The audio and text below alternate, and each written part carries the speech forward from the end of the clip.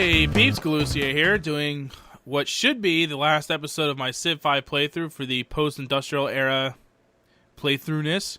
And Egypt, out of nowhere, has declared war on me. And I find that very shocking, to be honest with you. Not much left to Egypt. They're a pretty small civ at this point. I know they've been pretty much squashed down by Austria and whatnot. There you go. Memphis has been captured by Austria. So, obviously, I don't know. I don't know why he would declare war on me and then just basically get wiped out. So, interesting, but should not affect the gameplay. So, here we are. Obviously, we're almost done. Should have 8 turns left, I guess, once this is all done calculating. It's taking a good, 3 minutes in between turns to calculate all the various things. It's pretty nuts. So, yeah, so basically at this point, it's just a matter of focusing on monies to keep the delegates on my side and working on whatever I can to farther increase my score. Anything at all that I think is going to add to my score is what I am doing. But since we have only 8 turns left, there's a lot of buildings that obviously there's no point in wasting production on. You can't build a university, it takes 13 turns. What's the point of building a stable? It'll be done at the end of the game. It won't actually end up doing anything for me. So this city in particular actually can't build anything of any use to me. So you may as well just put it towards wealth. That only gives me another plus 3 gold per turn, but it's plus 3 gold per turn, and it literally, the city can't do anything else. Maybe they could build a unit or something like that, but what would the unit do in that amount of time? I mean, it's just, there's no point. When you get this late at game, I tend to, if I'm going for if I need the science, I just switch all my cities to science, and otherwise everything gets switched to gold. All right, so, I don't want cultural heritage sites, but it's already got 23 yays. This one has a lot of nays. It's one or the other. You know what? To hell with it. I'll just pour yay votes into sugar. Neither one of those votes is super, super critical. So really quick, we can look at the culture. You can see that next turn should be I'll be becoming influential with Polynesia. And I'm still chipping away. I don't think Austria is going to get too influential. I'm only gaining 1% or 1.2% or something like that per turn with them. And probably the same could be said for Brazil. So it doesn't look like I'm going to get more than 2 influentials. So I gave it the college try. It doesn't look like the cultural victory is in the bag. But we should still be in the running for the point victory, unless one of those nations, France or Austria, got carried away. So we'll look at the points once it's done processing the turn here. Make sure that we're still in the running, because if we're not, we have 7 turns to quickly bum rush some random city and attack the crap out of it and hope that we get it and that tips the scale. So we'll have to figure that out now. Because there is a lot of war going on. Brazil declared war on basically everyone but me. And you saw how large their military was. So they declared war on everybody. So there's a lot of, quote-unquote, friendly trade routes being... They're not my trade routes, but it's trade routes that where people were trading with me. And those trade routes are being plundered, which does hurt me. Because trade routes that are set up by someone else towards me does help the civ and whatnot. So I've been seeing a lot of those messages popping up. But that's really the only negative impact that I have going on right now. I think we're close to getting the Circus Maximus. Yeah, Vilcus. Which one's Vilcus? Oh, that's the one that's out in the middle of nowhere. Vilcus is the only one that doesn't have a Colosseum. So let's fix that this turn and see if I can't get that wonder built. Did you see that 750 thing come up and it said exotic? What was that about? Okay, so purchase, Colosseum, done, and then come down to this place. This is by far our best production. Let's see, that's 88.45. This one, yeah, 67.2. So this is the place to be when you're trying to build something quick. Circus Maximus, 5 turns. There you go. And that will give us some points. So we will get that done before the very end. And that will help with the score. The next vote, not till 10 turns. So delegates, doesn't matter because game's over in 8. So That's no longer relative. Let's see. The sugar was not passed. The heritage sites were passed, though. And again, that doesn't really affect me. Normally, that would be a bad thing for me, but it's so late game that it really doesn't matter. The score is what matters right now. And I have fallen behind, and it looks like France held on. So Austria has not gained score from them, but they have from some... Oh, because they took out Egypt. Herberderp. Okay, so they took out Egypt, which gave them a ton of score. And I am now behind by just over 100 points. So I am, in fact, going to need to do something now if I want to have enough score to secure this win. I think going against Austria is a bit ambitious, and Dido still has a very, very, very small military, but I need to go big. If I just go for, say, like this place here, I could probably secure that, but I'm not sure how many points I would get for that, and it's probably not going to actually be enough to get it done. Going for the capital, though, going for Carthage, would get me a ton of points. So, honestly, whoa. That is a lot of military out in the water. I almost want to declare war on them right now just to take a giant chunk out of their military while it's in the water, because that's like easy. That's like shooting fish in a barrel. Let's move those vessels into position. Let's move this one into the city. And I'm going to start moving all of my troops down here. See how long it's going to take for them to get here. But more importantly, just get them down there so that I can, if I decide to do it, whoops, no, don't want to do that yet. If I decide to do it, if I decide to take a crack at Carthage here to boost my score at the very end, that I can do that. So that's what we need to do. Now, the downside of Carthage is it is the capital, so it has huge borders as opposed to here where the borders aren't nearly as big. So it'll take at least one turn, if not more, just to get my troops from the edge of their border to where they're actually attacking the city. So that's the downside to that. But honestly, I'm going to end up declaring war on Carthage and just to the very end of the game keep pushing through. Even if I get the capital, keep pushing, take all the cities if I can, wipe them out altogether if at all possible. But the point here is that they need to go, and that's what I'm going to be working on.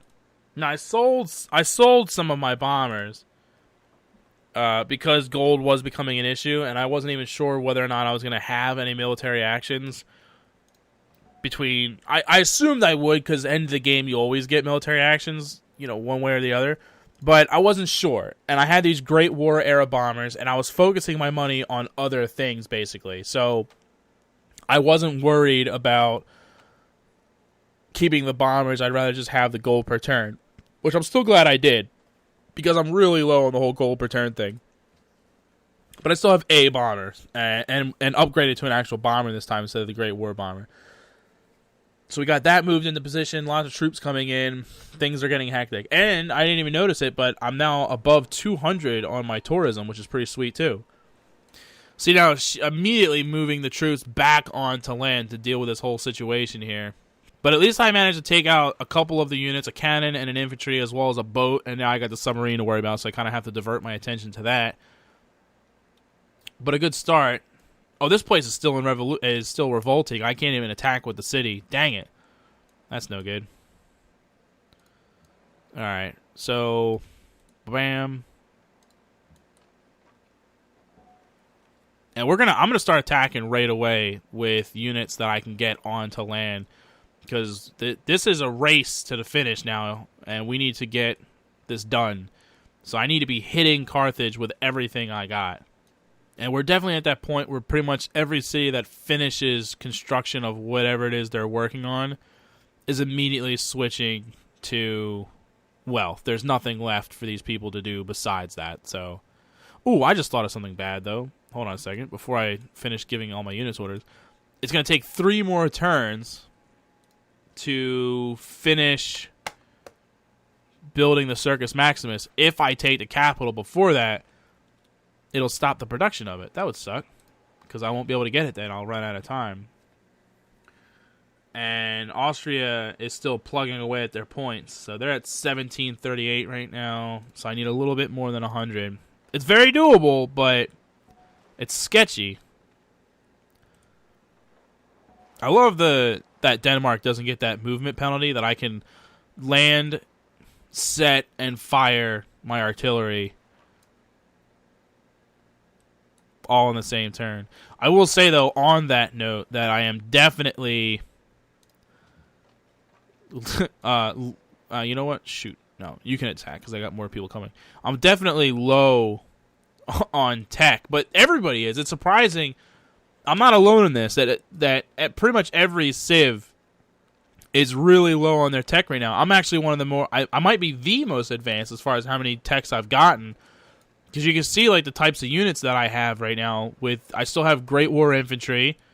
I have machine guns, which are a little bit better, but I have artillery, not rockets. And that's just kind of the way of things, that, you know, pretty much everybody in the game has not put a ton into research, hasn't put a ton into... I can't move him anymore this turn. Into science in general, so... Nobody really has like super advanced troops or anything at this point. You know, like modern tanks and rocket artillery and stuff like that. Like none of us are there. Oh goodness! It's like they're losing their capital, but they don't care. It's like they want their old city back. And they don't care that in the process they're going to lose their capital. It's like they're putting everything into taking my city rather than defending theirs. It's really interesting. And by interesting, I mean stupid, but, you know. Either way, it's one of those types of things. Now that my happiness is in the toilet. So now I just got to worry about keeping this city, defeating that army, and then I can probably just pop down and take that city too before the end of the game. But taking the capital is a big deal and worth a lot of points. That's why Austria jumped up so much, because they got Egypt's capital. Having someone else's capital, big deal. All right, so let's grab this bomber. Oh, come on. We couldn't finish off the submarine. Seriously right now. Is this really happening? Hold on. What's these guys' deal? They can move, right? Yeah. Get in there and punch that guy in the face. You do the same thing. Punch him in the face. See, like, Carthage still has cannons. At least I have artillery. We're at the end of the game, and you're still screwing around with cannons. Blows my mind. So that went pretty good. So now my score is 1749, and Austria is 1738. It could not be closer right now. And you know what's funny? Earlier I stressed getting another wonder like the Circus Maximus, and how a lot of you were probably thinking that it wasn't that big of a deal.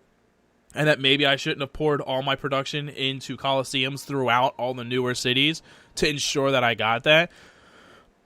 But that could actually make a difference right now. It really actually could. Oh, France got the Manhattan Project. See, now I got to pay attention to Austria, too, because anything that they finish right now, anything that they build, anything that they do can extend their score. If they extend their score at all, they take the lead. If I extend my score at all, I maintain the lead. Like, it's... so close right now. So sketchy. Yeah, let us work together, Brazil. Best friends for life. Like, literally, at this point, it could come down to the very end of the game where, like, the screen comes up that says whether you win or lose, and I won't know until that screen comes up. Anything could happen. Anything. Oh, wow. Speaking of anything, there will be a vote for the world leader at the very end of the game. So, Austria could still win through delegates. Christmas. We got to make sure that we're on top of that now. That would be brutal if I actually managed to get my score higher and like maintain a higher score all the way to the end, but then Austria wins with the world leader vote. Oh, that would absolutely crush me. Just be like, oh, so close to a victory. Again, we originally wanted a cultural victory, so we're not going to get that regardless, but just at this point, a victory would be nice, even if it's just from score. Even if I don't get a victory, though, no matter how you cut it, this has been a fun playthrough, and I have thoroughly enjoyed myself. So even if it did end up being a loss, it's still a win. But it would be a lot nicer to win. So probably, as far as points go, it's going to come down to, as long as I get this city and Austria doesn't get any additional cities, I should be okay on points then. So after that, it looks like the only concerns that I may have is the whole world leader thing and the delegates and so on and so forth. There's no way I can reach that. Oh, crap, I can. Oh, I love bombers. Yay. No, I'm not giving you 900 gold, you crazy lady. What, so you can... That's the most ridiculous thing. It's the end of the game, and she's asking for 900 gold. What, so you can buy the alliance of some city-state you don't have yet and secure your victory? Ha-ha! I accept! I didn't even have to take it. She gave it to me for peace. We now have a peace treaty through to the end of the game. No problems there. Honestly, I didn't have enough turns left in the game to take her other city anyway, so it just saved me the trouble. So what's that put us at now? 1804, and she is down to 1734. So that should be GG unless she gets the vote here at the end. We're almost there. We're coming up to the vote. Oh, it's intense. The vote. So this is the most important turn of the game right now. What happens on this turn will determine the entire game. As long as she does not get the votes, I don't see a way for her to get enough points to steal this away. Unless she has some crazy military push out of nowhere and she takes like 2 or 3 cities, I should have her on points. So here's what we're going to do. The vote is next turn. She did gain some points, but so did I. So I'm at 1808. She's at 16. No, she lost points. She's at 1640 now. Yeah, she was at 1730 something. So let's see. Maybe Napoleon, he might have gone up in points. So he might have done something to her. But regardless, so I should be good on that. So right now what matters is delegates. So what I need to do first is take hers away by gifting them tons and tons of money. Boo freaking yeah. So I just stole away Bratislava, which I'm pretty sure is how you would say that. So now the only option I have... Wait, why am I still at war with these guys? Make peace. No need for that. Make peace. Okay. So the only thing I could do now would be to steal away this one from France. It would take 49 influence, which would mean probably another 1,500. So I would have to sell 1,000 gold worth of units if I was going to get that done. Another thing I could do, though, is double check with my spies. Now, I have schmoozing dudes in a lot of different places. So I could talk to Honolulu and Brazil and see if there's any chance of getting either of those dudes to do a trade with me for delegates. World Congress. Vote me as the world leader. And I will give you all of this. How about that? Dang it. No. He said no. How about a whole bunch of gold? 400 gold, friend. No. Okay. Oil. Everybody loves oil. No. Okay. You like aluminum?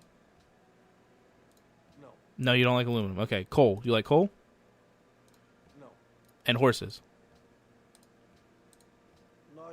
And iron? No. Okay. And Wales marble and ivory? I just gave him pretty much the world so that he would vote for me in the World Congress. That's hilarious. But that way he doesn't vote for himself, and that makes it, because usually everyone just votes for themselves. If I can get just a few delegates from Brazil to vote for me instead of himself, it doesn't matter that I have the same amount or slightly less delegates as Austria. And I may have the same amount or slightly more because I just stole delegates from her by... What if I got a diplomatic victory, which I wasn't even going for this whole time? That would be super boss mode. Okay, everyone just stand down. I don't want to click on you anymore. I'm done clicking on you. You're done. Go that way. I don't know. What does it matter? The game could be done now. Next turn. Alright. Assign delegates. See, he's got 4 delegates, and he's supposed to be putting all of those to me now, supposedly. Okay, where am I? Where am I? Denmark. Slap me. Look at that. I got it down to 13 delegates. I have 19, and he's supposedly voting for me. Commit! I don't even care what the rest of those messages say. Next turn. No, you idiot. I don't have time for you. What the hell? How did I not get chosen as world leader? How many votes? You need 28 delegates to get that crap? Holy hell. And how many did I have? 23. Jeez Louise. Wow. Close. Very close. Dang it. If only I had... I wouldn't even have been able to do it. There's nothing else I could have done to make that happen. I could have thrown all my chips on the table and I wouldn't have got it. Alright, well... Didn't get the diplomatic victory, but seeing as how we weren't going for it anyway, I guess that's not the end of the world. We can get rid of all of our workers. Make a proposal. Who cares? The game is over. A proposal, sure. Let's do science fundings. Who doesn't like science? Alright, so let's double check the score here again. So she's at 1640. Nobody else is even remotely close. I'm at 1812. So we should be wrapping up the game right now, coming to the last turn, and calling it Tuesday. I was like so intense right there to see if I was gonna somehow get a diplomatic victory. That would have been freaking hilarious. It's also a lot harder to get a diplomatic victory than it used to be. They changed that around too. But I like how they changed that around. I think it's good how they changed the diplomatic victory. I think it's the cultural victory that they really screwed up and just made way more difficult than it needed to be. I think they just kind of like overthought it, to be honest with you. I feel like they just overthought it because it's like you need tourism, and that's like your cultural offense, and then culture is your defense. It used to be simple enough. You just needed enough culture to get 5 complete social policies completed so that you could build the Utopia Wonder and be done with it. Now it's this whole thing with using tourism to get influence on other... It doesn't even make any sense. I don't even understand really what they're going for, to be honest with you. Like, at first I thought it was cool when I first heard about it, and I was like, oh, that's interesting. But at the end of the day, I think I prefer how it was before. And I wish you could, like, pick and choose. Like, for example, my friend Flash doesn't have... he has everything up to Gods and Kings, so he doesn't have Brave New World. So I will disable Brave New World so I can play Gods and Kings with him, and, like, if we want to play online. But for... Check the points. Still good. But for... but I would... Like, it'd be nice if you could play Brave New World, but just turn, like...